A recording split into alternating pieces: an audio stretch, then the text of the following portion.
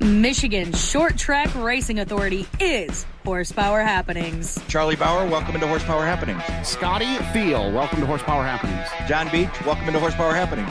Adam Terry, welcome into Horsepower Happenings. Paul Pelletier. Corbin Hazlett, Riley Knoll. Matt Kemp, Dylan Stovall, welcome into Horsepower Happenings. From pavement to dirt, modifieds to sprint cars, hear from drivers, promoters, track owners, and many other industry leaders. We worked on that car for 12 days straight, and when I got to the speedway Saturday, I was out of gas. I had to take a nap.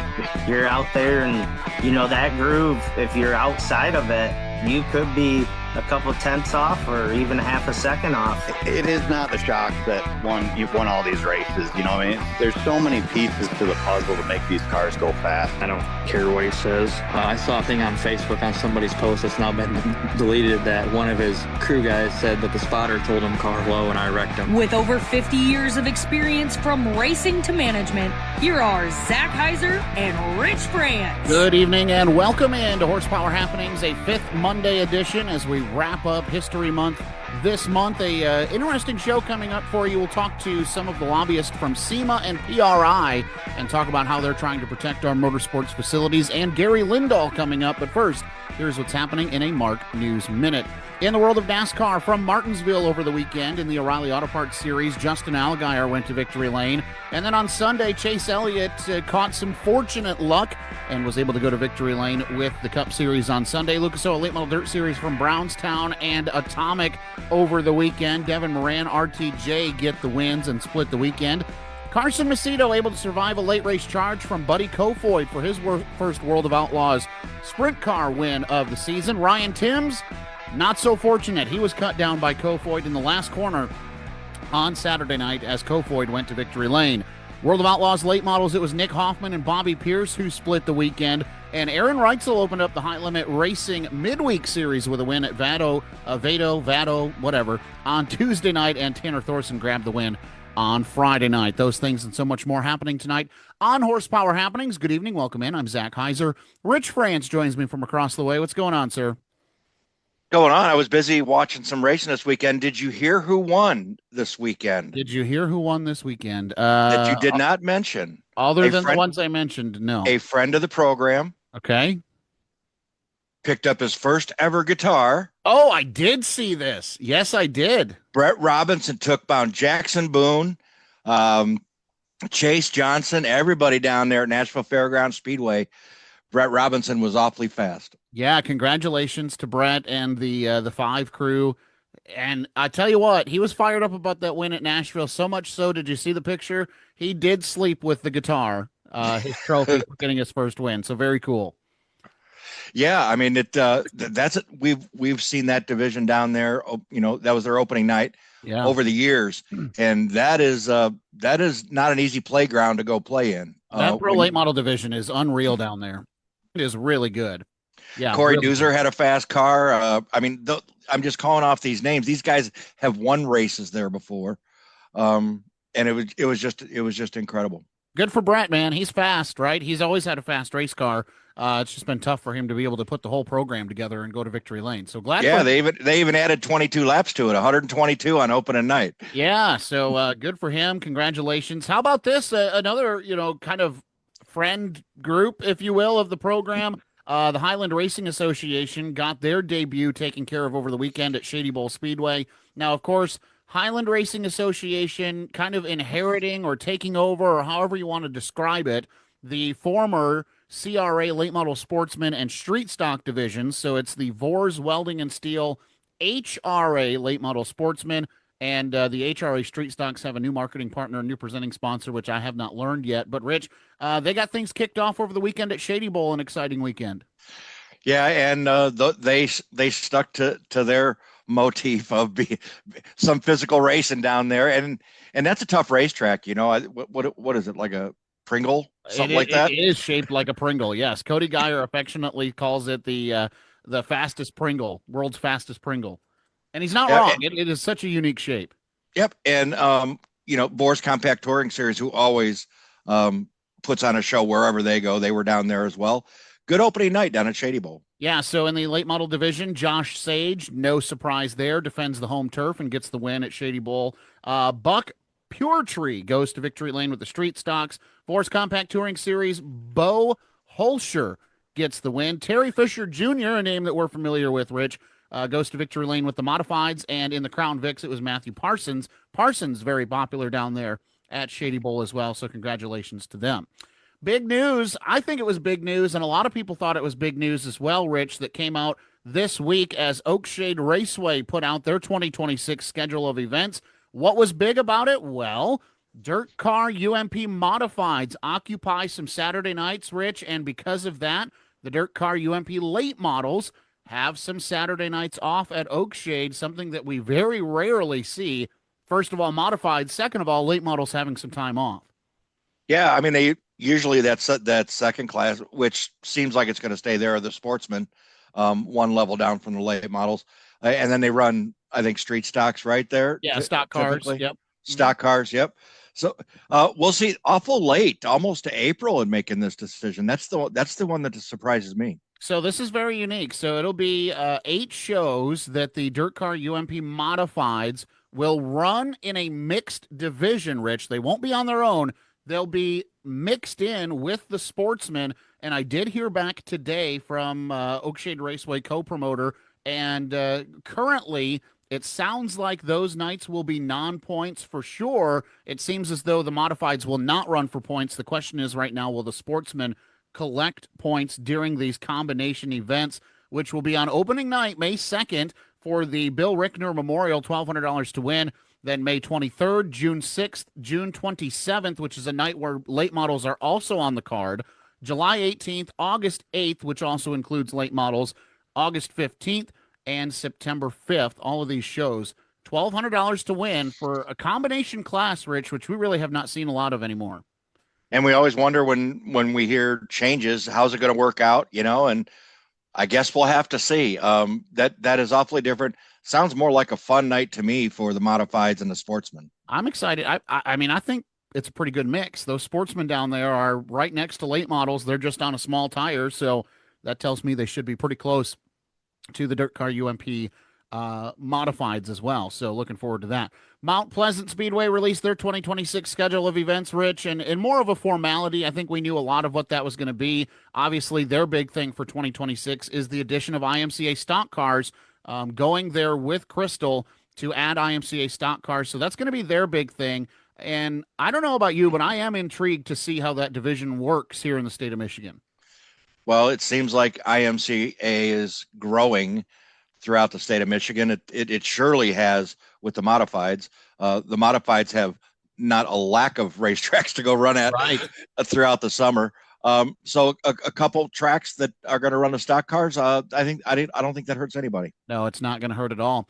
Lap sponsorship opportunities were announced this week, Rich, for the Bob Finley Memorial, the 4th annual Bob Finley Memorial. Now, of course, this race already pays $20,000 to win for the Outlaw Super Late models, but $50 a pop, 100 rotations, another chance at some big cash if you can lead them all. To add to that, of course, in the tune of $5,000. Has it been done? No. Will it? Probably not, but you never know. But still, $50 a lap, not bad money. And this is cool, Rich, because you can do pretty much whatever you want for this lap sponsorship. For $50, you could put your business name, you could put your church name, you could put your name, you could put your wife's name, your ex-wife's name, whatever you want. You can put on there for $50 a lap. A really cool thing that they do with the Bob Finley. Yeah, believe it or not, those drivers, they like that $50 lap money, and they know about it, right? Yes. And typically when you get about halfway, somebody puts down a lap that's more than $50 if you're leading at the halfway. Sure. We've seen that happen before.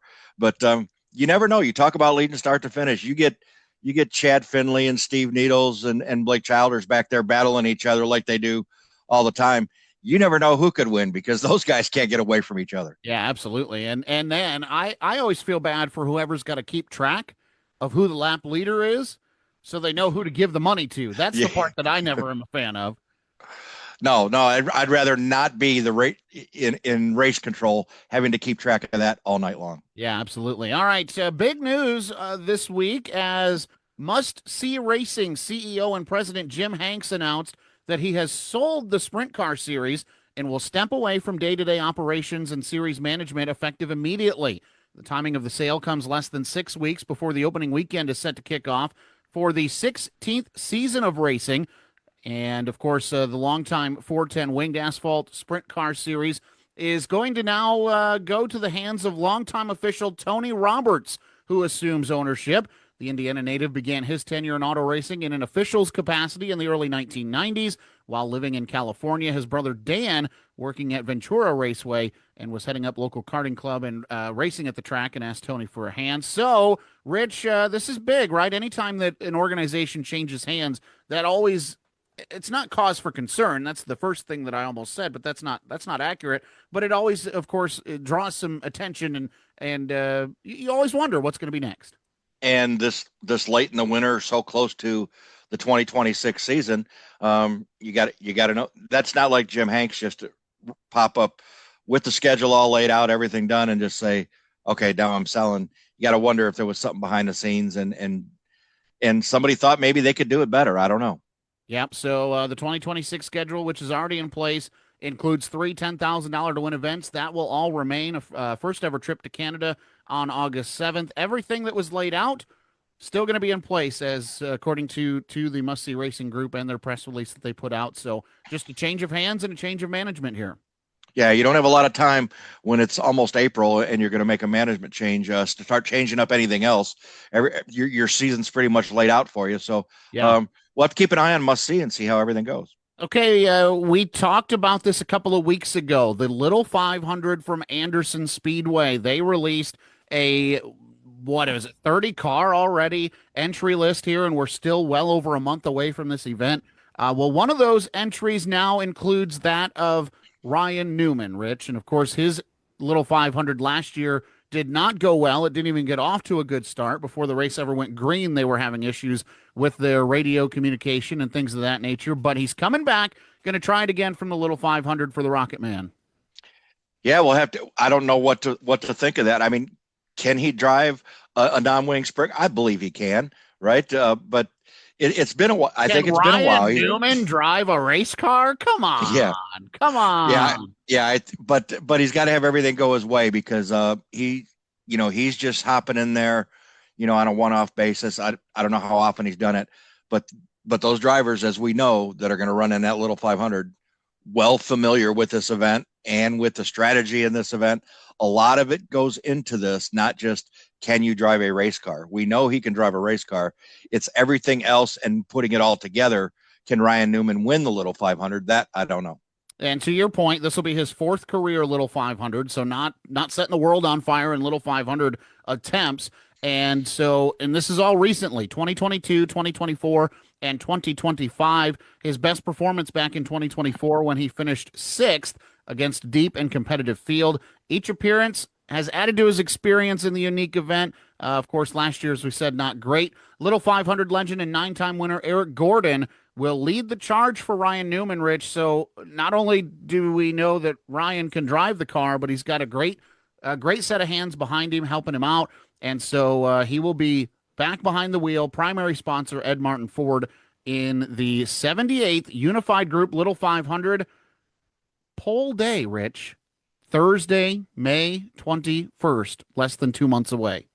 Right around the corner. Can't wait.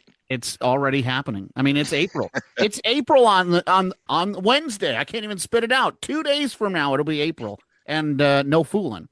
Okay, it was announced this week that Kevin Cremonesi is returning, Rich. A hiatus for this driver that you and I got to know very well with the former JEG Series All-Stars Tour, now the Turn 1 CRA Pro Series. I had a chance to talk to him last week, and he tells me, he said, well, we were going to run 8 races this year, and then that Platinum program came out, and we said, well, what's 2 more? So they're going to be on the full schedule. And, Rich, Kevin Cremonesi has always been fast up here. Yeah, his problem was never being fast. His problem was finishing to get up there to pick up that win, right? I mean, you could always see him. He was always around the top 5 in the podium, and he's fast qualifier before. But, he's been down with the NASCAR group as an engineer down in North Carolina, and now that's where he went. I didn't know that's where he had gone to. Yeah. But Joe it's Gibbs great Racing. Yeah, yeah. So, but it's great to see him come back up here and jump back in a pro late model. That'll be fun this summer. One thing that I thought was interesting about my conversation with him, and Rich, I think you can appreciate this, is when you've got young race car drivers, they're always thinking about what they can do, how they can perform to make sure that they make it in this industry. And when I talked to Kevin, one of the things he said to me is, I've already done it. I have a job. I've got job security in this industry. No, not really as a driver, but I'm working for NASCAR. I'm working for Joe Gibbs Racing. And he said now that kind of changes his mindset and what he can do to go out there and perform and kind of, I guess, be fast and loose with the race car. I mean, he said it's really changed what he thinks he can do now. Yeah, I mean, obviously, to a man, Kevin Cremonesi probably wasn't worried about sitting in a seat in NASCAR or the ARCA Menard series or in a truck or in the O'Reilly series, to be honest, right? So he got a job down there. Now he's got his career that he knows that's what he's going to do. He's going to be an engineer down there. Yep. And he's going to learn some stuff that can apply to his hobby now, Zach. Right. Hobby of running pro late models. And if that benefits Kevin Cremonesi at all, how much better can he be than when he was before? I look forward to that. And that's the thing about it is now there's there's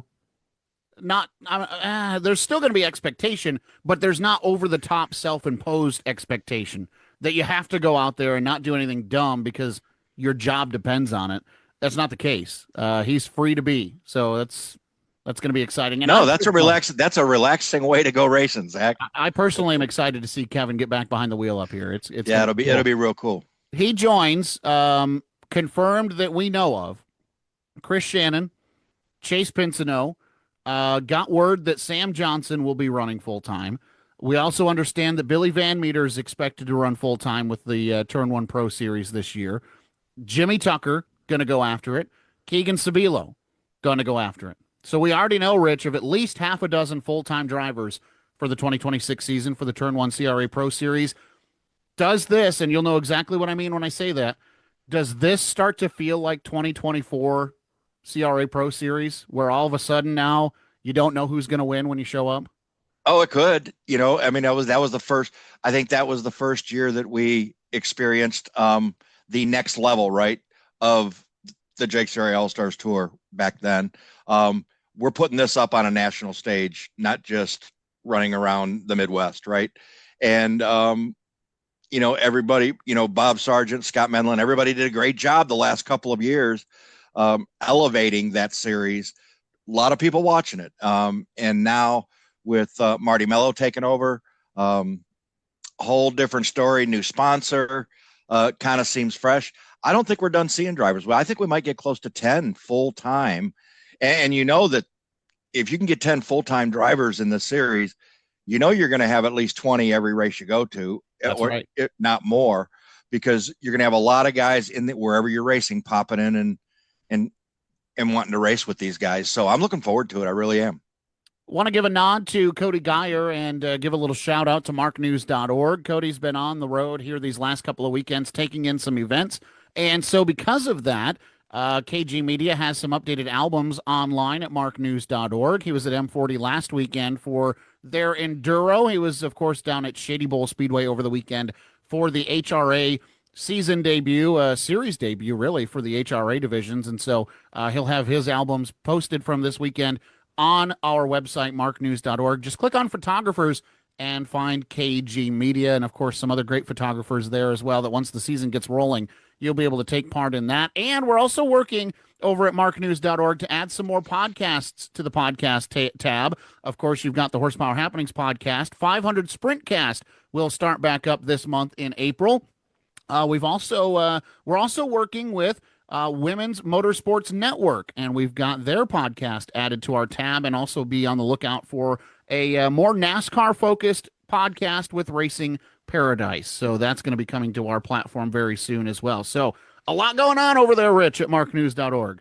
I know, it's just growing. I hope I get, still get my pass card still works into the door over there. Yeah. And I'll make sure you still get your percentage. Okay. All of it? Really? I'm hanging around forever. I wouldn't want you to think things would change, okay? Thank you. I Man. appreciate that. Our first interview is coming up in just a moment. This is going to be a real intriguing one as we dive into what is going on around the country to try to preserve motorsports. And this is to try to protect our facilities. And, of course, we talked about this last week with the House bill that went through, Rich, and now that has to go to the Senate and see if we can get it to the governor's desk here in Michigan. But it's not only Michigan. This is happening all across the country.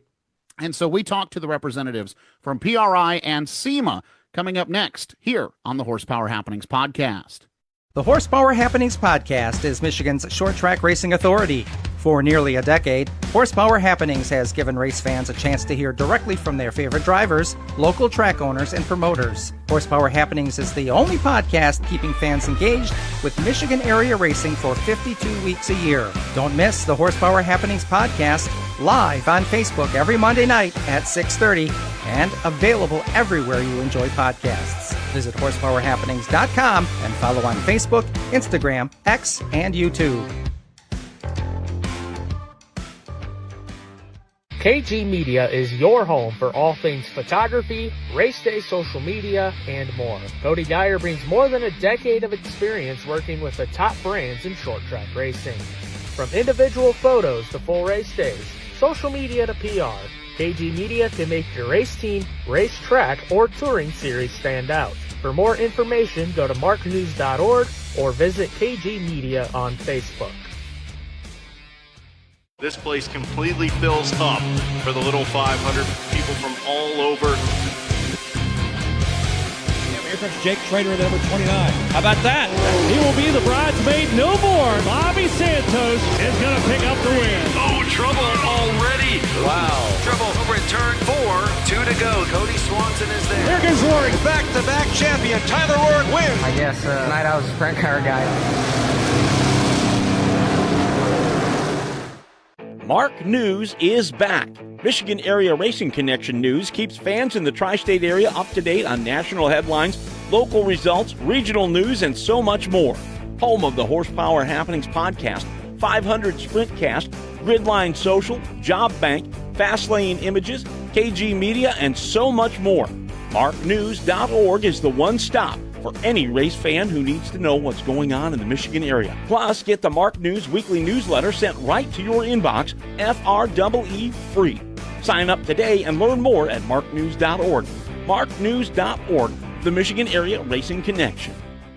Think your camper handled the winter just fine? Think again. Every time the temperature fluctuates, drop moisture freezes and expands, turning tiny hairline cracks into major pathways for water. That freeze-thaw cycle is a silent killer for RV seals. If you haven't had a professional roof and exterior sealant inspection this spring, you're likely towing a leak you can't see yet. Midwest Camper Repair specializes in catching that winter damage before it reaches your interior. We're mobile and we check it all from the roof to the floor. Don't let a winter crack ruin your summer fun. Call Midwest Camper Repair today and start the season sealed tight. Call 419-799-1171. That's 419-799-1171. Or visit MidwestCamperRepair.com. Serving the tri-state area from the roof to the floor, Midwest Camper Repair has you covered. The 4th Annual Bob Finley Memorial is Saturday, May 9th at Owasso Speedway, featuring outlaw super late models racing for over $20,000 to win. Plus, each lap leader gets a bonus. Open wheel modifieds, trucks, and mini wedges are also in action. And race fans, it's autograph night. Get a chance to meet and get an autograph from the region's best drivers. Advanced tickets to the 4th Annual Bob Finley Memorial are now on sale at OwassoSpeedway.com. The 4th Annual Bob Finley Memorial, Saturday, May 9th at Owasso Speedway.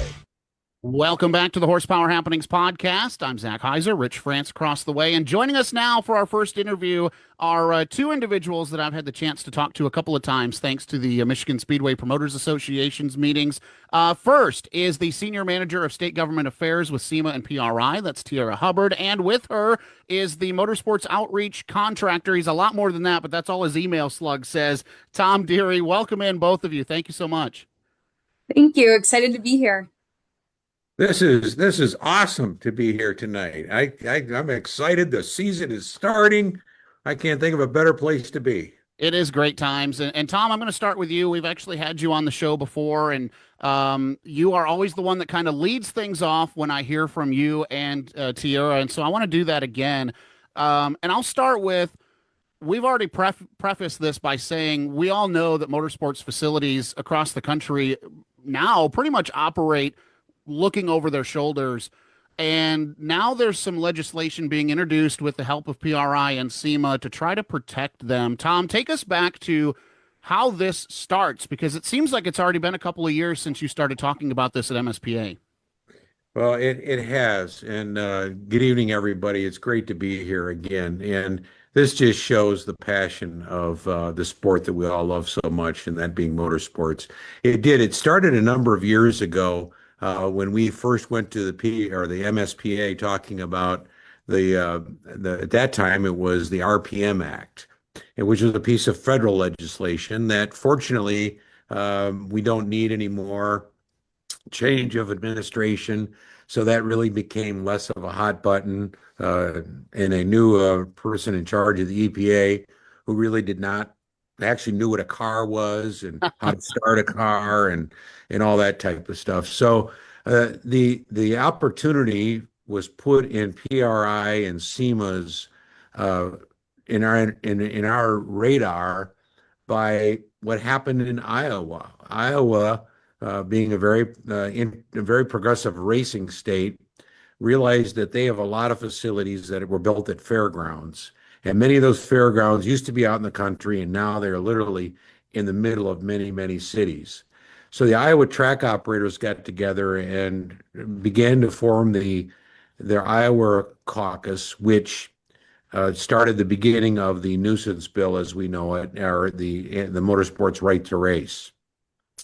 So once Iowa invited us to be part of the activity, we stepped on it. We all stepped on the gas, and obviously got passed in Iowa. But we were introduced to a situation in Michigan at the Onondaga Dragway, where our good friend Woody was basically out of business because of one neighbor. So Michigan became our priority. And that's what we've been talking about in MSPA is that priority. Whatever we can do in these race-rich states to make sure that we continue to race. And so now, Tierra, how do you get involved with this? Obviously, your tag says SEMA/PRI, but when we hear from you at MSPA, you really are talking about what it's like inside of these government buildings in capital cities, and how you're working with legislators to try to make things happen. So how do you and Tom tie into this together, and PRI and SEMA working on behalf of all of us here in motorsports? Yeah, absolutely. So with that, I was actually just recently promoted to Director of Government Affairs for all racing activity. So now I will be proud to say that I'll be getting to cover all 50 states with our motorsports policy. And so for that, what we initially started, so there was actually numerous tracks in Michigan that were reaching out to us over the summertime. During that time, SEMA and PRI were putting together their policy priorities for the following year, because typically that activity and planning starts months before the session starts, which again is typically in January. So with that, Michigan was added to our priority list, and back in October, we actually had about 28 lawmaker meetings over the span of 3 days with folks from both sides of the aisle and both chambers to first find our bill sponsor. And we also had track owners and operators with us during those meetings to tell their story. Woody was there with us, and there's also another dragway, Lapeer International, that's going through similar issues as well. And so we invited them all to come down, as well as local enthusiasts to be engaged and a part of the process. So after that, we found our bill sponsors, which is Representative Bagol. And then in the Senate, we ended up going with Senator Houck and Senator Singh. He is our co-sponsor. The bipartisan support was extremely important in this state, and so we focused a lot of our activity on both sides of the aisle. In fact, we're really proud because in Michigan, in the House, almost 1/4 of the lawmakers in the entire House chamber are on our bill from both sides of the aisle, which is a huge accomplishment. And truly, when you go to look at the sponsors for the House bill, you had to scroll. Okay, like it was a long list. Oh yeah, I don't even think they can all fit on there. I think they do the first 18 or so, and then you can't even see the rest. So I think that might have been our goal initially, not actually, but we'll just go with that. But yeah, so after that, we just started meeting with lawmakers. Our bill was actually in the House.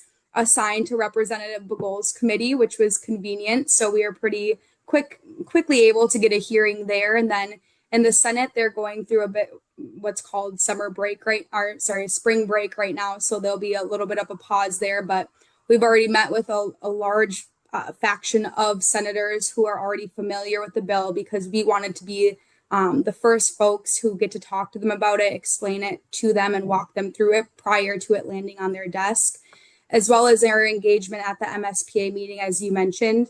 We want as many people aware and involved as we can, so that way, as we hit different points throughout the legislative session, we have, a coalition that we can kind of activate to get what we needed during different points throughout session. Hey, Tom, go ahead. I just Tom. wanted to say that really the foundation of all of this is the MSPA. It gave us a great opportunity to speak directly to all the track operators. The one that we did in the last fall, we cast the net a little bit further. We had some people from more drag racing, some off-road, road courses there, and go-karts. But MSPA is by far the oldest track promoter organization there is. I don't know of one has been around any longer. Its effectiveness continually gets proven year after year after year. And as this passes through Michigan, the credit of this goes to MSPA for being able to bring everybody together and rally around this cause. So that's Michigan is so lucky to have MSPA, and we are huge supporters of it, and as I know you guys are as well. And Tierra, I'm going to ask you this just on the legislation. So I've been around racing over 50 years, predominantly in Ohio and Michigan, right? And back in the 60s, 70s, and 80s, there was never race cars needed mufflers. There was never a curfew for racing back in the day. You raced until you were done. It didn't matter. Now we have those things started in about early 90s. It started putting mufflers on race cars. Did they cars. have to feed the horses at some point during the day? I wasn't around that, Tom. I wasn't around. I wasn't that far. Thank you, Tom. Thank you. All right. Mark one for Tom. All right. But Tierra, is this legislation, was this so important to stop that roll for the next worst thing happening? Yeah, I think in general, it serves as a stepping stone. If nothing else, we can at least see where lawmakers stand and who's willing to support and stand behind racetrack facilities, regardless of what the ask is. With our hope of this getting past this legislative session, that it doesn't stop there. We still can build off of this moving forward, but at least it sets a foundation for us in statute that shows that Michigan cares about motorsports and racing facilities and is willing to take action to protect them. What I thought was interesting in my conversation with Representative Begol and his take was, this is bigger than motorsports. Now this becomes about concerts and about fireworks and about anything that makes any sort of noise that somebody could find discomforting. Now you're talking about, if this can go through for us, now you're starting to see an avenue where some of these other entertainment venues can maybe find some protection. Yeah, the real genesis of this type of legislation is really right to farm. It's a property rights issue, and right to farm is one that has been passed in most states where, some people move in next to a dairy operation or a hog operation and are shocked that there's the night air has a different tone. Yeah. So but yes, you're right. This really does set the path, not just for motorsports, for other things, as Tierra mentioned, as we look ahead, but also for other industries to make sure that property rights are exactly what they are, property rights. Tierra, let me ask you something else. Everybody doesn't know how to sit down and read legislation because it's so long, right? Kind of explain to our listeners, what does this specific how does it protect the racetracks? And is there anything that doesn't protect them in this legislation?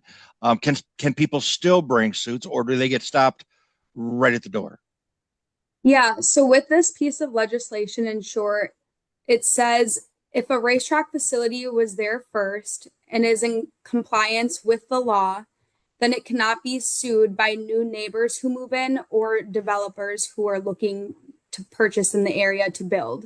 So with that, basically, if the racetrack was there first and is cooperating with all laws and regulations, then it can't be sued by a newcomer who moves in within a 5-mile radius. The radius depends on the state, but in Michigan, we have 5 miles set. What I thought was very important about this too is lawfully operating. So if there's law in effect that, like Rich said, that there is a decibel limit or there is a curfew, the racetracks are still responsible to operate within the township's, zoning, I guess, right? Yes, 100%. With Michigan, we had to work very closely with legal counsel when drafting our language in general, because Michigan's a home rule state, meaning that we can't infringe on the local government's relationship with the state government. If we do, it becomes a breach of the Michigan state constitution. Therefore, our bill would be unconstitutional and it would not pass ever. So we worked closely to make sure that it didn't infringe on that specific provision, because ultimately we do expect our racetracks to be good neighbors, and they are for the vast majority of track facilities. And so, their prosperity depends on it. So we support that relationship overall. I have a question just because when you said it, I've said, well, that's interesting, because I've talked to a lot of people, the 5-mile radius difference, right? Out in the country, and Zach and I have been at many racetracks where the racetrack is there and there's nothing else around. If the wind's blowing on the right night and it's quiet, they can 10 miles away or 8 miles away, they can hear those race cars. Is that going to protect the racetrack? Somebody who lives 6 or 7 miles away and maybe says, I've had enough. I don't want this. Yeah, I think in general that can be flexible in the future. We wanted to start with something that mirrored other laws that were already passed as a foundation. For example, in West Virginia, we did 10 miles. It also depends on the geography of the state itself and the location of the track, as you mentioned. But realistically, we could use this as a testing tool to see, if the bill passes and we do 5 miles, but it's just not quite enough. We can always look in future years and introduce an amendment that would change that provision, upping it to, 10 years and work on getting that passed, 10 miles and work on getting that passed as well. Want to take start writing that now. Yeah. Want to take a quick second to say thank you to our interview sponsor tonight, Sweet Manufacturing, owned and operated right here in Michigan. Sweet Manufacturing is your local solution to national level performance. Rack and pinion, steering boxes, pumps, U-joints, sprint car components like wing cylinders, wing valves, and so much more are available. Call locally at 269-344-2086, or they're currently offering free shipping on orders over $500 when you shop online at sweetmanufacturing.com. Sweet Manufacturing, let them turn your wheels. Tierra, let's talk about how this is going now. So it's passed through the House. I was really surprised at how emotional it made me when it passed through the House, because I was like, yes, this is a win. Our industry, which is my living, Tom's making a living at it, you're making a living at it. Like, this is what we do. And I was surprised at how emotional I was about that when it got passed on Thursday. So what next? How are PRI and SEMA feeling about the Michigan Senate? And two-part, how are we feeling, and what can we do as race fans, operators, drivers, etc.? Yeah, so I'll start with answering the first part of your question. With that, as I mentioned previously, we're on a spring break right now, so we're hoping that our bill can be heard in the Senate committee by end of April, and that is wishful thinking, because technically it could be heard as late as October, sometime early fall. Wow. And so with that, we do want to apply some pressure, because if we get it passed now, that helps during this year's season. But with that, again, it's honestly quite complicated, because we actually have our bill in the Senate sitting in 2 places now. We have the bill that was sent from the Assembly, or from the House, that was already passed, that was assigned to one committee. But then our Senate version of the bill was assigned to a different committee. So 2 of the exact same bills with the exact same language are currently sitting in 2 different committees. So now we have to have strategic talks to figure out which one we want to go with, which one will move faster, which one is more likely to secure that hearing that it needs to proceed. So with that, that's kind of where we are standing now. We are going to continue to meet with all the senators that we can, specifically ones with tracks in their district.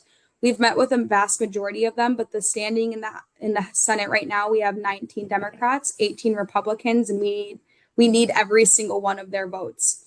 So we're working actively and diligently to secure those and answer questions they have, and to hear their concerns out so we can make this piece of policy better and get it across the finish line. And then with the second part of your question, and then once it goes through the committee process, we'll have our folks out there testifying as well, getting as many members engaged and at the Capitol to testify in person, and get their letters of support written for their senators to urge them to support them once it hits the Senate floor. And so all of those will be next steps after we secure that next hearing in the Senate. And then, sorry, what was the second part of the question? So is there a call to action for us right now for our senators, right? There was a push for us in Michigan to get a hold of our House representatives because that was where it stood. But now that it moves on to the Senate, is it too early? Is the verbiage the same? What are we doing for our Senate representatives right now?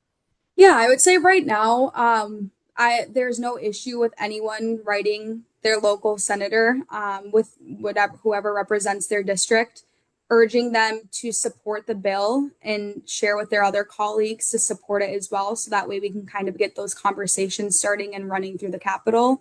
I think also right now, once we know which bill we're going to go with, because again, our Senate bill sits in 2 different committees. And so once we figure out which committee we want to tackle, it would also be helpful for everyone to start writing all the members who sit on that committee to urge them to get a hearing on the bill. So that way we can be applying pressure in getting that hearing secured. Rich? We probably don't have any of the following groups listening to this program because it's a motorsports podcast, but with passing the House, do you think there's an opportunity before the Senate gets it that will give people that want to get their last shot at maybe filing a suit, squeezing in? You think we could see an increase before the Senate gets it and potentially passes it? I personally don't. I think most of the aggrieved people, at least those who feel they're aggrieved, have already shown their flavor or their dislike of the facility. What ultimately may happen is once we get, we've talked about this, once we get more visible, then the other groups get interested in it, meaning the trial lawyers or the realtors or people that think that they should be protecting the world from the evil racing people. So that's probably the biggest danger that we have, is igniting some other lobbyist who may have a relationship with somebody that we have on the fence. So it is the game of politics, and it's what Tierra has done an unbelievable job, is creating the communication with the different legislators, wherever Senate or House or whatever state we're in. And that makes all the difference in the world, because it's so much harder to say no to somebody after you've spoken to them and they've been there and said, I don't know if you know about this business, but this is small business, family owned, fabric of the community, all the good things that we have, and many of it that makes such a big impact in so many communities. So yeah, I don't think we'll get any more lawsuits, but we may get 1 or 2 of those interested groups that feel that they need to protect some issue or some side of this. And honestly, we'll be surprised when it comes, because every one of them is a surprise. Why would the realtors be against it? Well, I guess if you think about it, they could be. Rich? And Tierra, it kind of says a lot. Our sport, when our sport can make it into the Capitol, you wouldn't have thought that 20 or 30 years ago, because nobody paid attention to it. That means our sport is growing and the promoters are growing and doing the right things, to have this a popular subject, right? Absolutely. And I hope we continue to see more of that. We'd love, as PRI and SEMA, to make it so that hopefully in a year or 2 we can have a day on the Hill at the state capitol where we invite all the folks at the MSPA meeting down so we can be all individually as one collective meeting with our lawmakers to show that we can show up in numbers. Tom, I want to ask you a unique question here, because the feedback that we've been getting when we've been posting updates about these bills, some of it has been negative from people within the industry because they're upset that we even need to broach the subject, that we even need to have these protection things. And for you, Tom, I kind of want you to try to speak to them as somebody who has done so many different things in this industry that, yeah, we are frustrated that we need it, but this is a great thing that we have this opportunity to try to protect our industry. Yeah, it's in some cases we are kicking the anthill, and so you never know what's going to come crawling out. And I think, Zach, one of the things that's most important that we're learning and that we're trying to convey when we meet with the different track groups and the track operators is a relationship that they have with their community is primary. That is really the basis. That's foundational to everything that any state law or anything that we work on. If a facility has a strong relationship with their community, whether it's businesses or fans or participants, that is rock solid. So I think the people that are saying, why are you doing this? Saying, well, maybe what we're really doing is reminding our small business owners, these mom and pops that are operating these facilities, to not be afraid. Go out and meet these people that control your business. You should meet your county zoning officer. You should know your county executives. You should know your township people. You should know the guy that does your assessments. And sometimes you can invite them out, show them around, and have them see exactly that. Well, wait, there's my neighbor. There, oh, I go to that business and see that these racetracks, these businesses are such a fabric of the community. So that's kind of the side. That's the residual benefit of this, is that we can again express to our track operators and let them show that there is a political, if you want to call that, or a legislative way that they should act. And we're hoping that they learn that. I just want to take a second. I don't have any more questions. I just want to make a comment. Tom and Tierra, I mean, this is not an urban issue or a rural issue, right? This is all over our state because we find our racetracks everywhere. And I just want to thank you guys for your effort. There wasn't anybody else lined up to get on board with this, with these House of Representatives to get this thing rolling. Tom, we know you've spent your life in motorsports and that's what you love. Tierra, thank you for everything you guys do. Let's get this thing pushed over the finish line. Well, let's not forget about the PRI show. It's December 10th, 11th, and 12th in Indianapolis, the largest motorsports trade show in the world, which gives us the foundation it gives us the fuel for us to do this, and as well as the SEMA show. But this is Rich, you hit on something that's really important, that SEMA and PRI have recognized how important the racetracks are. Well, they're everything to the motorsports industry. And without the racetracks, we don't have any of it. So as Tierra mentioned, when they were working on their legislative calendar and their issues, to select this was a home run for the PRI side of the company. And we're going to run and we're going to have success after success after success, because we're going to show the passion and dedication and the support that we get for the motorsports community. And thank you for that. And thank Tierra, because she works the hardest working person I know right now. Tierra, is there, this is my last question. So you mentioned at the top about Iowa passing very similar legislation, and that's kind of the foundation for what's written. But there are, and I don't even know the number, I know you do, multiple states with Michigan right now trying to get this similar legislation passed. Can we take some encouragement from what we're seeing in other parts of the country right now? How are things going nationally in protecting our motorsports facilities? Yes, so I'm very proud to say that currently in 2 states, our bill has passed both the House and the Senate. So it is now sent to the governor's desk, hopefully awaiting signature. Those states are Kansas and Wisconsin. And so with that, we are feeling very encouraged there. For in addition to those 2 states, again, those 2 states were introduced this year, but there is also 13 other states this year that we are working on this bill in.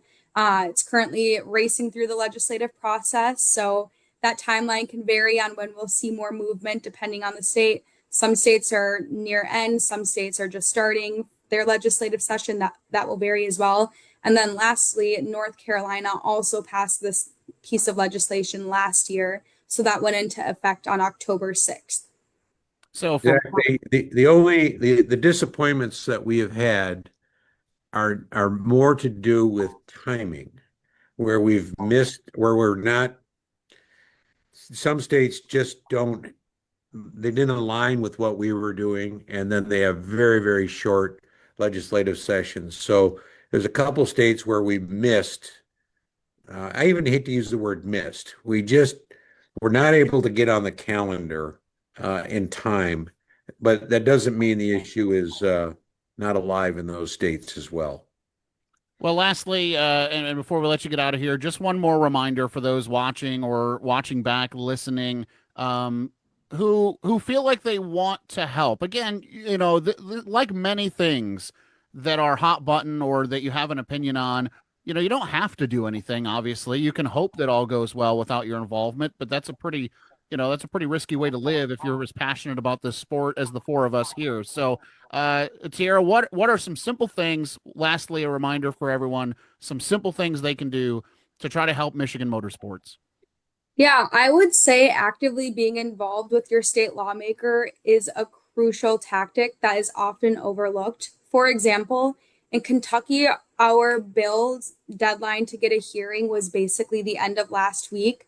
We had one drag strip owner who was so passionate about it that they are currently, when we thought it was completely dead and over because we couldn't get the chairman of the committee to hear the bill, he contacted probably every single lawmaker in the Capitol and actively quite literally physically showed up and was putting a ton of pressure on them. And now we have a chance for our bill to go through a new vehicle and get passed this year. So just one person's persistent attention and showing up can make the difference in having the bill that might have previously been on life support now have actually a chance in getting passed this year. One individual. And one thing I noticed too, just on that point, is I emailed my House representative, who actually is from the county that I live in, and she was a co-sponsor on the House bill. And I just thanked her for supporting the bill because we have a racetrack in our county here in Butler. And, her assistant responded thanking me for supporting her. And so I think that's important too, that even if your Senate representative is already on this bill as a sponsor, or you expect them to support it, even that gratitude, I think, goes a long way. Don't ever assume that your voice is not heard.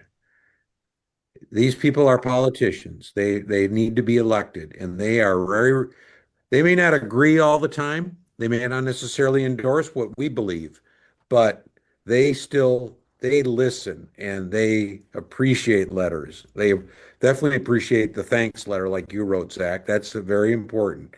But at the same time, you're going to say, don't forget us now. We may need this. So it's, yes.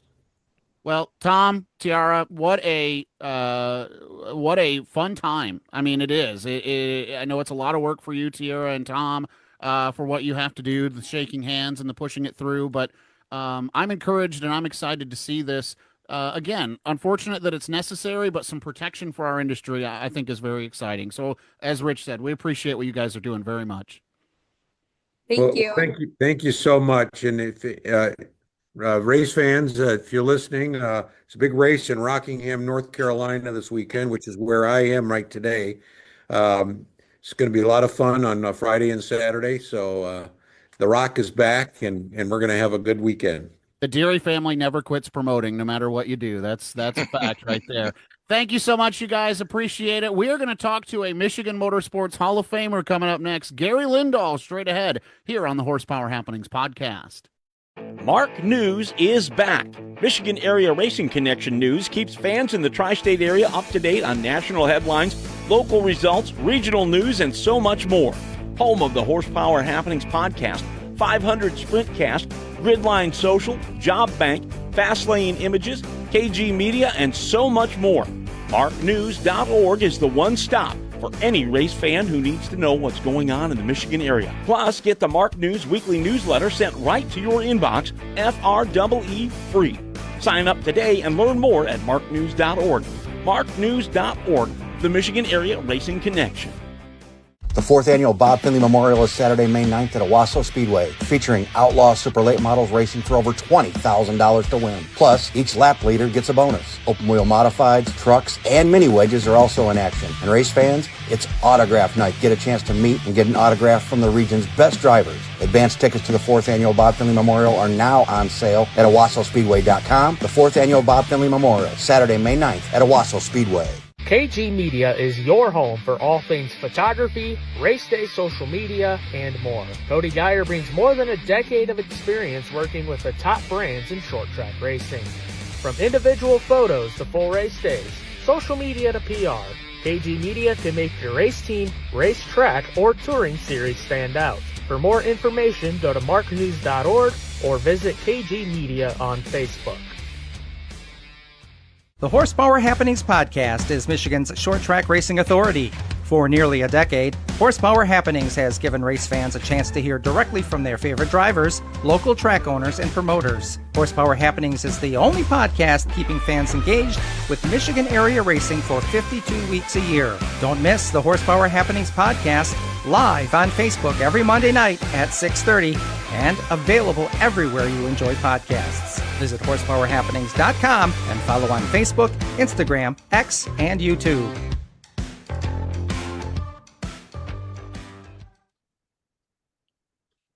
Welcome back to Horsepower Happenings, and we're going to wrap up our Motorsports History Month with a gentleman who really needs no introduction throughout our state. You get to hear him the third Monday of every month here with Gary Did You Know on Horsepower Happenings. And now we're going to talk to him about Motorsports History Month. Michigan Motorsports 2006 inductee of Michigan Motorsports Hall of Fame, Gary Lindahl. Gary, welcome to Horsepower Happenings. That would be 2004, Rich. Just Four. To put that okay. There. Four. Hey, I was close. And you were there, I believe. You were there. And look at this, live and in person. No, yeah, look at that. You guys can actually see me too. So it's good to be with you guys. And I'm not a technology guy at all, but this is working so far. I love it. So away we go. What are your questions? What Gary, do you let's start out with, you were one of the founding fathers, right? Kind of tell me, what was the need back in the day, and how was that conversation that we needed a Michigan Motorsports Hall of Fame? Well, the interesting thing was Dick Lee, who had a paper actually in competition at the time with Dick Beebe, and he was a history buff. I mean, he's got the complete history of Berlin Raceway. I mean, right down to heat races and everything for everybody that ever raced there. So that's what he was, and he felt there was a need to have a Hall of Fame. So he gathered these people. I'll tell you who they are. There was original 13, and this happened April 12th, 1980 is when the initial meeting was.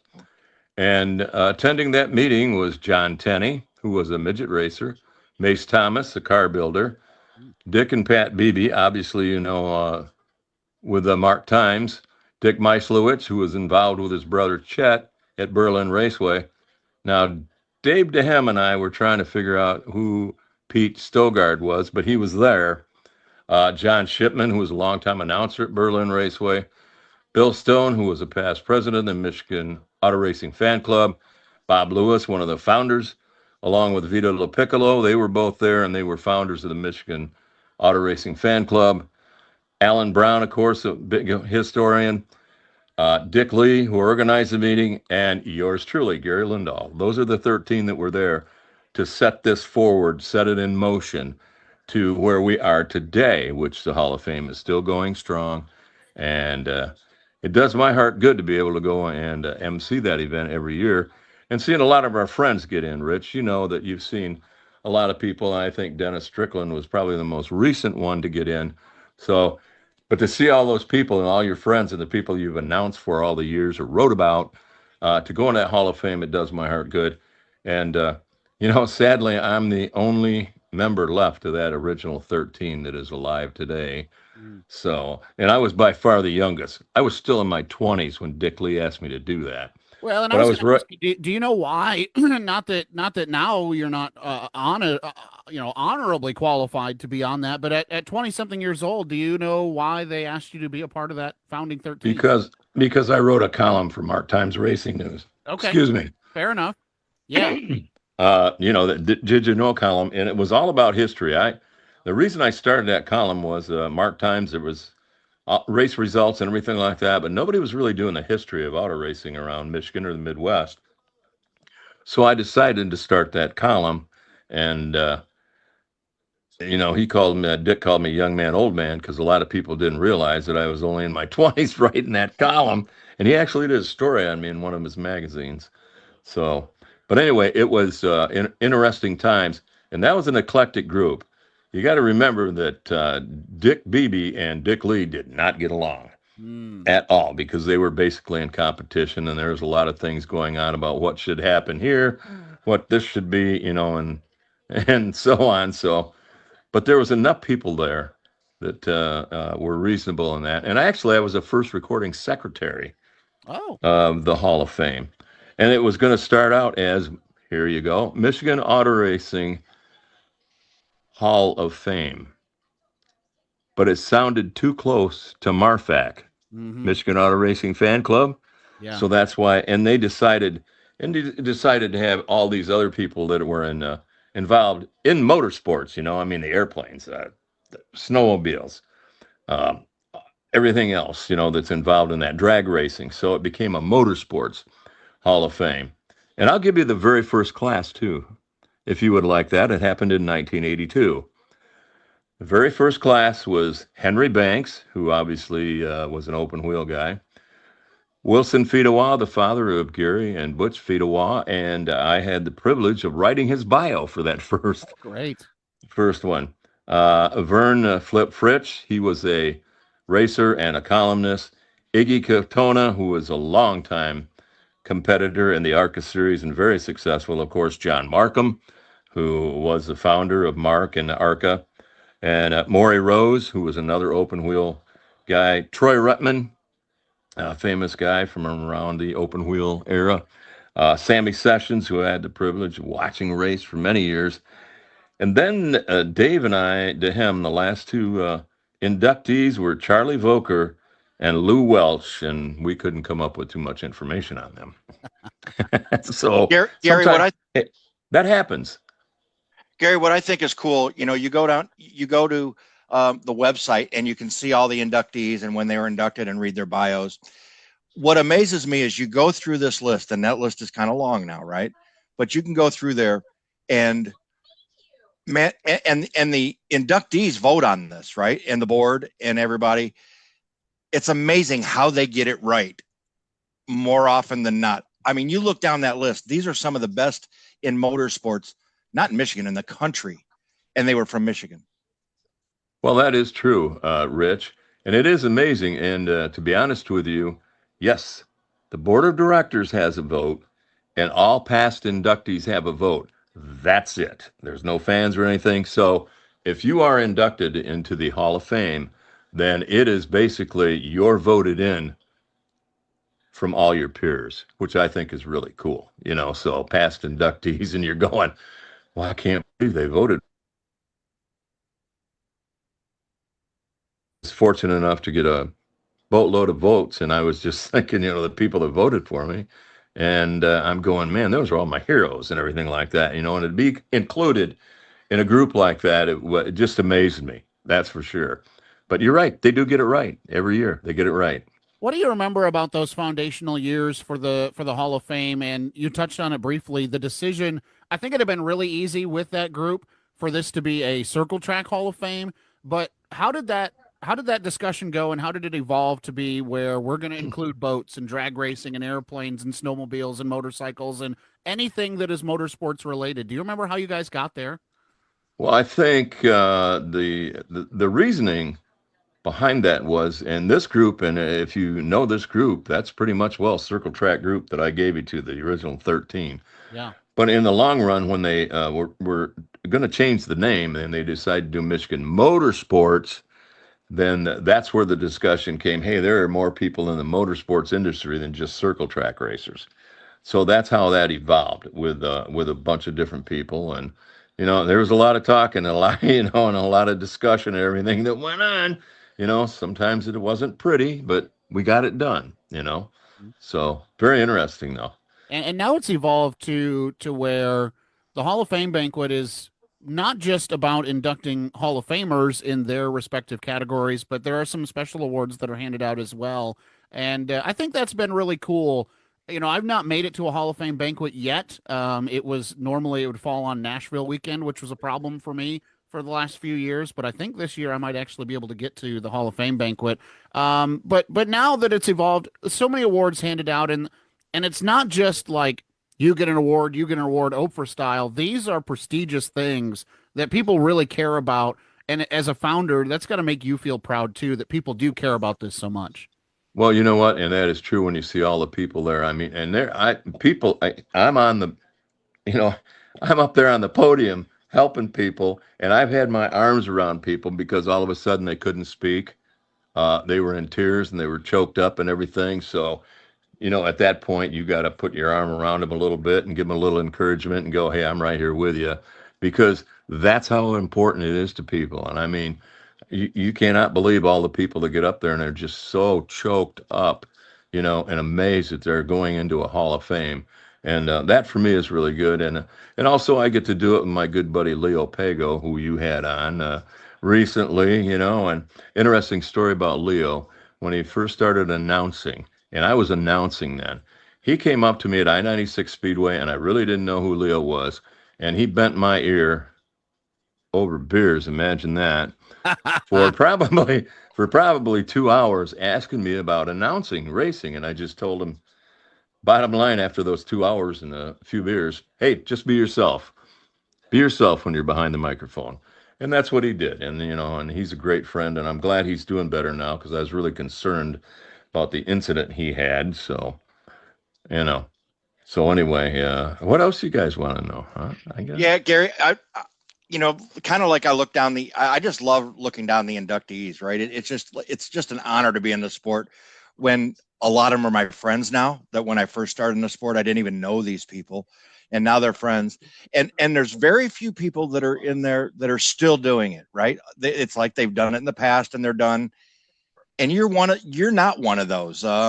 You were inducted and you've had no slowdown since 22 years later, still going. 22 years later, and had to mention that, didn't you? I didn't realize. I'm one of the lucky ones, right? We're going to be starting our 12th year together at Flat Rock and Toledo. Where's the drive come from with you to keep doing this? I tell you what, I enjoy drivers. I enjoy auto racing. I grew up with auto racing since I was 3 years old, and I enjoy the fans. I love interacting with the fans and everything like that. To me, it's all about the fans and about entertaining them and having a good time. And, they teach you a lot of things, when I first started, and everybody had programs and they had lists, that, Rich. I mean, your teams everybody kept times, to see where you were and everything like that in the grandstand. And so I would go and sit with some people to find out what was the best thing for them. So they would tell me, if you would announce the time after they go into turn one and the second time on the back straightaway, then we can hear your times over the PA. So it was all a matter of the fans teaching me what they liked and what they didn't like. So, I enjoyed it, but talking with the fans is great. So, I had a lot of great opportunities. I traveled all over. Thank God for that Michigan Speedway Promoters Association. Those Wednesday night shows, I was really happy that Carlings and Busch sponsored those deals. But a lot of times I was in sales, so I was on the road quite a bit of the time. And a lot of times the promoters, their regular announcer couldn't announce for some reason on a Wednesday night or whatever like that. So they would call me and go, hey, The best one I had was from Ron Flynn. You know Ron Flynn. Oh, He's yeah. about 6'8", big guy or like that. And you should have seen his heyday way back when I'm talking, you know. And I get a phone call. Lindahl, I'm at Ionia. Wednesday. I need an announcer. Be there. Click. That was it. That was our conversation, you know. So it was pretty interesting, and we obviously became good friends, and you know, so many different racetracks. I mean, that's the first time I did Tri-City with Fred Warner. It was an MSPA race. I actually announced at Onaway in a MSPA race just up there on Holiday, and that was interesting. Harry Moran, who was the promoter and the builder of Onaway Speedway at the time, he came up to me, and of course, you know, they had the beer tents. You know, they had Busch beer. You know, I think it was Busch beer at the time. And he comes up to me, and of course, they were all travelers. They had no late model division whatsoever. And they were all travelers, and they had a heck of a field. I think they had like 28, 29 cars because it was a vacation area. He comes up to me and he goes, Gary, do you think you could announce this? And I went, well, I'm kind of on holiday, Harry. He goes, well, I tell you what, he goes, my announcer, who's also the mayor of Onaway, has been into the beer tent and he's toasted. Oh, he cannot, he doesn't know anybody. You know, and I'm going, no. Can I go join him, please? Yeah. You know. So anyway, and I was married to Sherry Miller at the time, and of course I had to, you know, I go, well, Sherry, what do you think? She goes, I don't care. I'm going to the beer tent. Okay. You know, the funny thing is, everybody at that time, promoters and everybody, they always had a bet. You know, so you put money in, and what driver is going to win the race? So Sherry picks the dirt dauber on pavement. Shoot, it just escaped me. I had it right on the tip of my tongue. The 55. Oh, yeah, I can see it. I can, you know, why did that just escape me all of a sudden? Anyway, son of a gun, he won, and we got $100, and that was kind of nice, you know, like that. But I cannot understand why I can't. Roger Wing, yay! Thank you. I got it. You know, Roger Wing. Yep. Yeah, thanks, guys. I appreciate that. Hey, Sometimes, you know, I'm old. You know, yeah. But anyway, the Mark Times I started in 1975, and the reason I started that column, as I told you, was to do the history stuff. Mm-hmm. And a lot of people seem to enjoy that. I had a lot of memories as a kid. I mean, you know, talk about growing up when you're really young at Jackson Motor Speedway. I had the best of every open wheel driver that there was to speak of, you know, including Gordon Johncock, Sammy Sessions, Dick Good, and the list goes on and on and on in that particular era. But my dad became a fan. So they built Lansing. So we'd go to Lansing on Friday, Jackson on Saturday, and then we became good friends with people we sat with on Saturday nights. Polly and Harry Orford, I don't know why I remember them. They were from Monroe, Michigan, and they were friends with the Jacura family who owned Toledo Raceway Park. So they got us pictures. So then on Sundays, I was going to Toledo Raceway Park. So I had quite an open wheel. You know, that's a lot of history, man. When you're going and you're seeing different cars and everything like that. I mean, I would have never known about Raleigh Beal and Leo Caldwell and a lot of those guys that run. You know, I would have never known about them if I hadn't been going to Raceway Park, you know. All these places that you worked in and you announced, you mentioned Jackson, you've been to Butler, you talk about Auto City, all these places that you've been. How do you land at Flat Rock and Toledo over these last, I don't know, number of years? And what has kept you there for so long? Well, this will be my 41st year at Flat Rock. Wow. Yeah, I started in 85, and I looked that up in the Mark Times when I wrote a column. I'm going, did I really start back then? You know, and I was thanking them for doing that. To be very honest with you, I was married to Sherry Miller at the time, and I had quit Butler, and I was just doing racetracks. I was doing Auto City and some other places, and Sherry was the scorer at Flat Rock Speedway. So story goes that Gordy Hubbard, who was the auto value guy at the time, he had a big check, and he went into Ron Drager, and he said, well, he goes, here's the big check, but I want Lindahl as an announcer. Is that okay? And Ron said, well, I've got his wife scoring, you know, so So I ended up being at Flat Rock, and it was interesting because they had the grandstands on the back straightaway at the time, and I was one that liked to interact with the fans, and at Spartan that worked very well and everything. But and I knew a lot of the figure eight guys because they raced Spartan too, but they were kind of on their hands. I don't think sitting on their hands and just watching the races and not involved the crowd.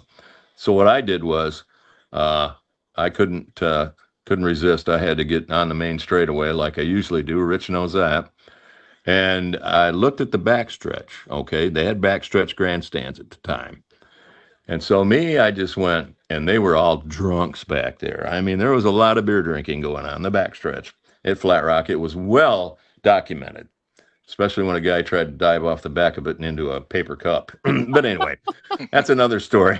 But anyway, so I'm looking at the crowd on back straightaway, and I'm going, hey, how you guys doing tonight? You guys okay back there? Yeah, we're okay. And here we go, and it all starts, and they're just crazy and wild and cheering and everything like that.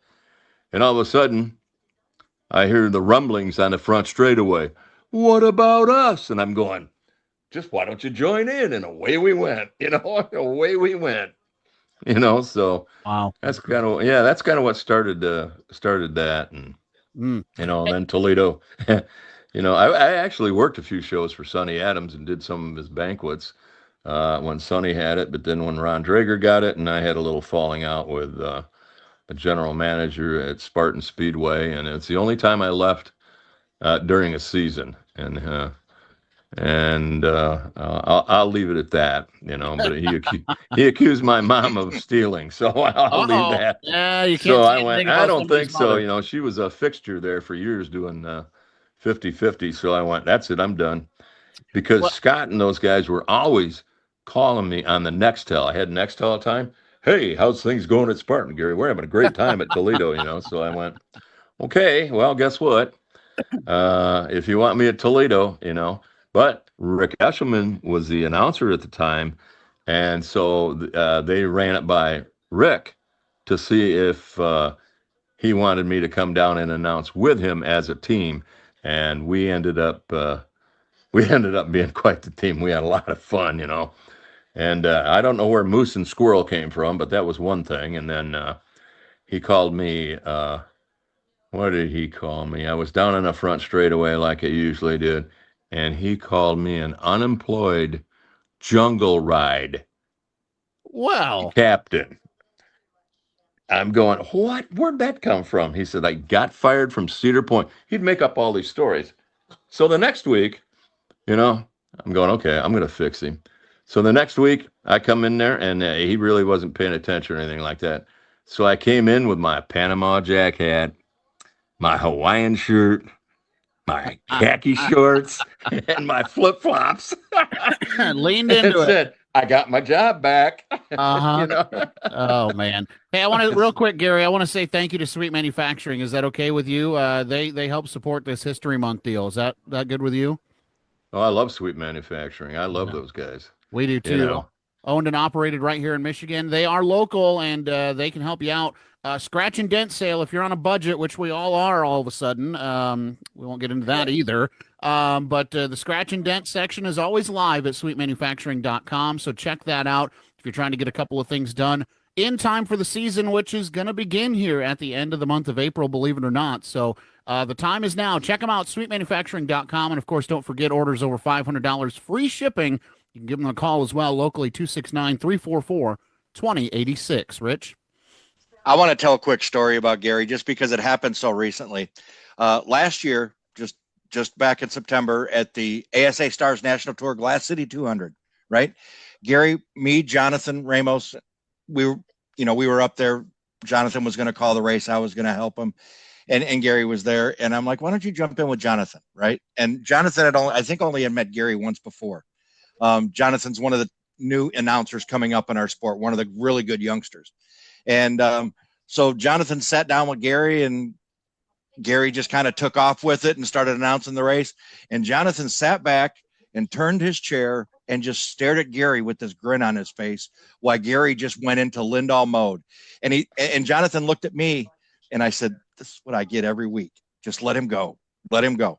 And Jonathan sat there and listened to him and just smiled and smiled and smiled. Gary, you put on a show for our friend Jonathan that night.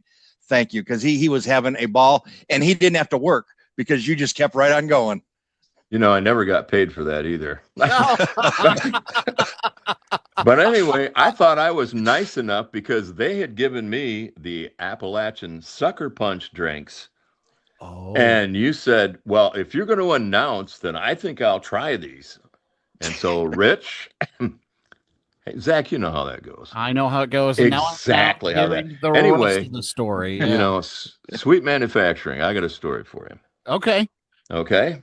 And this is about Sweet Randy. We're at Kalamazoo Speedway. I announced with Mick Schuler, and I was sitting there with BB's, and I think it was a combination open wheel and late model show. So we're out in the parking lot, and I think we were in BB's motorhome. And here's Tony Nosel and Gary Fedewa. They owned the 42 car, and Dick and Pat Beebe and Bobby Jones, who was one of the owners. And we're there, and there's a knock on the door. And it's Randy Sweet. And Randy goes, hey, Troy, his son, Troy Sweet, was racing at the time. He goes, Troy left me. I don't have a ride. So he said, I tell you what, you take me to Randy World and I'll sit there and I'll buy dinner. So I went, oh boy, this is going to be good. So we all packed up and we went to Randy World, and it was absolutely, he was crazy, man. I tell you what, he was smart. Oh man, that guy was so smart. And, but anyway, I thought it was interesting that we got to go to Randy World, and he actually, that jet car that he had was actually, he had it on a wall in his shop there. And it was cool. Undid it, and all the photos and everything. I'd like to have half them photos. So, well, but anyway, that's my Sweet Randy story. I got one more question for you, and then I want to go to some questions there in the comments. And I ask this. This is kind of a personal question. Gary, you've been doing this for so long. I think that there's a little bit of a lost art to being what I call a house announcer. And that's how I started. And then, the broadcast side of things has always been something that I've really loved. And so I pursued that. And I've really become much more, and I'll tell anybody this, I feel like I'm a pretty good broadcast announcer, but I'm not so good at crowd entertainment. I can do it, but I'm just not that good at it. Is that a lost art? Is that something that over the years you've seen disappear, where guys are focusing more on trying to be like the, MRN guys or the Sunday afternoon guys? And I do believe it's still very important. We're in the entertainment business. And so if you're holding a microphone at a racetrack on a regular basis, you're there to entertain. Just give me your thoughts on that a little bit. Well, I certainly do agree with you, because I know I've seen a lot of guys come through, traveling announcers come through at Toledo or like that, and they have a tendency to be on the computer looking at things, and sometimes they miss things, I mean, if you look on a computer and you're sitting there and go, oh, what happened, and I'm sitting here going, and a lot of them had no absolute contact with the fans. I mean, they're sitting there, with a traveling series, they're naming off all their sponsors, and they're not really dishing on any of the sponsors that are at the Speedway or anything. And they don't really have a connection with the fans, and I know I traveled a lot, but not really with a series, but I did travel. And that's the first thing I did, was go into the grandstand and talk to fans and everything like that and go, hey, I'm not the regular guy, but, what do you like? And let's have fun, and then, and be in front of them. But I think you're right. I mean, and I understand the broadcast thing, what you got to do, with Great Lakes Super Sprints. And I'd love to do that with you one time, by the way, just to let you know. I would too. Because we got family, I got family there, Brad Lambertson. And, you figure out when Brad's going to be there, and I'll get a headset ready I'd like to do that. I'm sure Rich would take me. Rich, you're on Flat Rock duty that weekend, all right? We'll get somebody else for the ride. We'll get somebody else to work Flat Rock. How's that? He wants the Uber. He wants the Rich Uber service. That's what. Now you got it, Zach. And Rich. Well, Brad Lambertson, he is family now. That's right. That's right. And now he is family. If Rich brings you to the racetrack, that means Rich has to bring 20s as well, if we're all three going to be there. Oh, absolutely. Don't worry. We'll stop the ATM first. And we'll find a bar. Some questions from the comment section. Jason Vorzak, who is always active on our Gary Did You Know, with an interesting question, wants to know if there's anything, Gary, that you recall reading as far as any recommendations for interesting material or sources for Michigan short track racing history enthusiasts like yourself. Well, I tell you what, for me, it was the Mark Times, and I have all the Mark Times, and we just don't have that anymore. What you guys are doing with the Mark now is one of the best things to do. There just aren't any papers. I still get area auto racing news, but that's from out east, because I like a paper in my hand. I'm that particular guy in it, you know what I mean? I like that. So to answer your question, I just don't know if there's a book out there. I mean, certain things, if you want to know some history about Michigan, Larry LeMay's got a great book on his racing. I would sit there and look more in those areas, or the history of the American speedways, and you can see a lot of what goes on. Did Dick Lee write a book about Berlin? He had 6 volumes. Okay, I thought that he had some publications. And I have all 6 of them, by the way, just because I like history. Mm-hmm. Yeah. All right. Other questions from the comment section. Let's get to here. My dad with an interesting one. You know that he's a great. Used to race at Butler and all that, and he's a big fan of yours. Are there some tracks that you announced at that don't operate anymore? He mentioned like Mount Clemens and Cherry and things of that nature. Are there any tracks that have long lost that you worked at? Well, I would say Sandusky now is gone. That's true. Sandusky. Sandusky, and I'm trying to think around. Man, I don't know, because I did Butler, and that's still running. Auto City's still going. Two tracks that I would have loved to announce at that I never had the opportunity because I wasn't announcing at the time: Jackson Motor Speedway and Manchester Motor Speedway. Oh, Manchester. Those are the two that I grew up with those places, and I'd have loved to do that. But actually, I've announced it all those. Now, I don't know what's going on with Springport, if that's one, because I did announce at Springport, too. I don't know anything about Springport. And nobody does, do they? But I remember, but most of them, I have done. There's a lot of rumors that are still running. There's a lot of rumors. Our sport's good for those. A lot of rumors. So, yeah. What was my dad with I like the second part of this other question he asked. What was your favorite track to work at? Obviously, you've been at Flat Rock and Toledo for 40 years, but what was your favorite place to announce at? Well, first of all, tell your dad that's not really a fair question. I know it's not. Okay. People do that not to me. even. What's the not favorite, even close. What's your favorite racetrack you've ever worked at, Zach? I don't. Man, For what reason, right? I would like to go back to. I would like to go back to Butler one time. I guess I did that because my brother-in-law at the time, and good friends, we all worked there. You know what I mean? So now, did you work from the infield tower, or was the tower? Oh no, I got dizzy every Saturday night. I worked from the infield tower. Yeah, me and Nancy Martin, that was it. So I actually had to call in her ear when we started a sprint car race, and then I announced in the backstretch, and they come around, and I announced in her ear until they got spread out a little bit. So at about 15 laps in, so I was doing both. I watched a couple races from the infield, and I don't think I could announce from in there because I did this like 3 times, and then I stopped, and I was sober. So that's actually the only place that I announced at Butler was from the infield. So, but that place is good to my heart. But they all do, And I love Flat Rock. I've been there. I wouldn't have stayed 41 years if I didn't love it. You know what I mean? So Rich, last thing for Gary here, because we could go all night here. Yeah, I think for me, kind of Toledo Speedway, and the reason I say that is, of course, I have a Lindahl story. My first year announcing with Gary Lindahl, 2015, the end of the season. So I was basically in training for the year, right? I just did whatever he didn't want to do, and victory lane, stuff like that from my first year.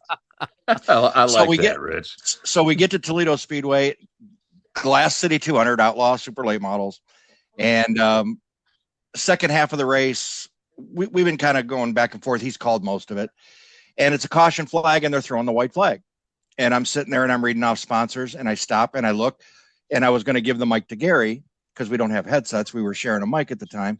And I look around and Gary's gone. And I said, I saw him over my shoulder, and he's got a cigarette in his hand. He's walking out the door.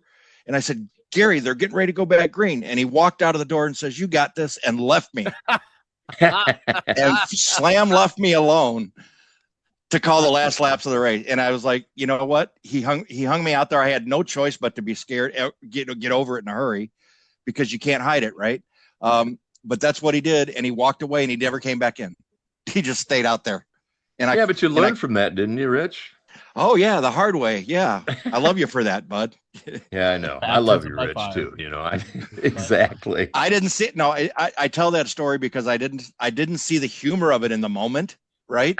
Because I had the fear of God in me, because I had never done that. But 12 years later, it probably meant a whole lot in my announcing career. It probably did. Well, I sure saw the humor in it. Well, I'm going to ask you the Rich France question. Rich, you know what I'm going at here. I'm letting you do it. I wasn't going to ask him. I know the answer. Well, I think I do too, but I'll let the public hear it too, Gary. I mean, my God, how much longer are you going to do this thing, buddy? Well, as long as the voice holds out and I can walk up and down stairs, that's pretty much, that's what it's going to be. I mean, every year people are asking me, are you going to retire? Are you going to do that?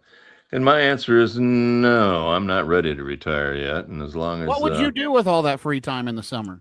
Yeah, shame on me. You can only golf so much. I mean... Exactly. Although there are a lot of bars in Toledo, so I could, Well, and the bad part about that is there's a bar at the racetrack at Toledo, so if you went there, you'd want to announce anyhow. I love that bar. Rich and I love that bar. And Zach, I'll tell you, I don't think walking up and down the stairs is a problem would make him retire, because if he can't go up the stairs, he'll go up to the first row, sit with his people, and say, "Give me a microphone," and he'll announce from there. He does it. I've seen him do it. Yep, I've seen it too. To be honest, Rich, when you're not there, like at Flat Rock and that, and about, I don't know, after the late model feature, I just go, the heck with those stairs. I'm just going to announce with the crowd for the last part of the races. I think you enjoy it. I think you enjoy it more down there with them, Gary. The crowd does too. You know, sometimes they're watching me more than they are the race, which is funny. Especially the kids. Well, you're funny to look at, Gary. That's what I know. Totally funny. They go, look at that. He looks like the Wizard of Oz, Dad. Oh my God, you do. Yeah. Yep. Never thought about that. Gary, I appreciate it, man. Thank you for everything. We could go for another 20 minutes, but we just can't. So I want to say thank you, and thanks for continuing to do your Did You Know with us. I don't even know what quiz we're on anymore, but we've been doing it for a long time. So thank you for that. Yeah, and that was over beer too. Rich talked me right into that in Florida over beers. And here we are, still going after it. I love it. Thank you, Gary. I think we're closing on 5 years now. Awesome. Isn't that amazing? Yeah. That's just crazy. You know what? Crazy. I actually saw it in my Facebook memories this week, that this week was the anniversary of it. Yeah. Oh, yeah. I think it is 5 or 6 that we. So I think April would be quiz 60, which would be 5 years. Yep. If I'm not mistaken. And I think you're right. April is, yes, that is 60. Wow. Great. All right. We got to go. Gary, would you give us your classic line to get us into commercial break? I certainly would. See ya! The Horsepower Happenings podcast is Michigan's short track racing authority. For nearly a decade, Horsepower Happenings has given race fans a chance to hear directly from their favorite drivers, local track owners, and promoters. Horsepower Happenings is the only podcast keeping fans engaged with Michigan area racing for 52 weeks a year. Don't miss the Horsepower Happenings podcast live on Facebook every Monday night at 6:30 and available everywhere you enjoy podcasts. Visit horsepowerhappenings.com and follow on Facebook, Instagram, X, and YouTube.